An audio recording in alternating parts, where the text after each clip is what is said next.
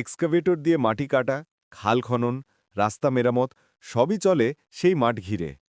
আর সেই কাজের নায়ক ছিল একটি পুরনো কিন্তু শক্তিশালী এক্সকাভেটর। এক্সকাভেটরের সবচেয়ে গর্বের জায়গা ছিল তার চেইন। লোহার ভারী লিঙ্কে তৈরি চেইনটা তার জীবনরেখা, যার উপর ভর করে সে পাহাড় সমান মাটি কাটতে পারে, কাদার মধ্যে ডুবে থেকেও সামনে এগোতে পারে। কিন্তু একদিন হঠাৎ চেইনটাতে অদ্ভুত একটা শব্দ শুরু হলো, ঘর ঘর, টকটক। মেশিন অপারেটর নাইম ভাই সঙ্গে সঙ্গে বুঝলেন বিষয়টা ভালো নয়।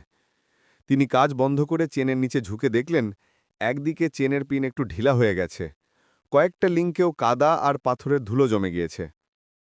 নাইম ভাইও দেরি করলেন না, তিনি মিস্ত্রি ডাকলেন, মেকানিক, যিনি এক্সকাভেটরের চেন মেরামতের জন্য বিখ্যাত।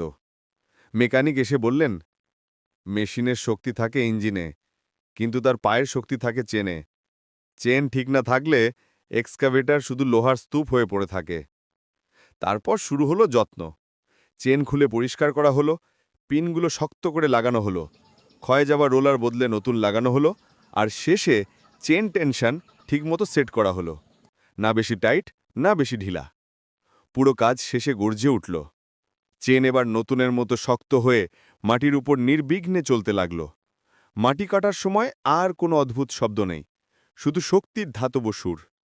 এভাবেই এক্সকেভেটরের চেন প্রমাণ করল যন্ত্রের ছোট্ট একটা অংশ কত বড় ভূমিকা রাখে, আর একটু যত্নই পারে কাজের শক্তি ফিরিয়ে দিতে।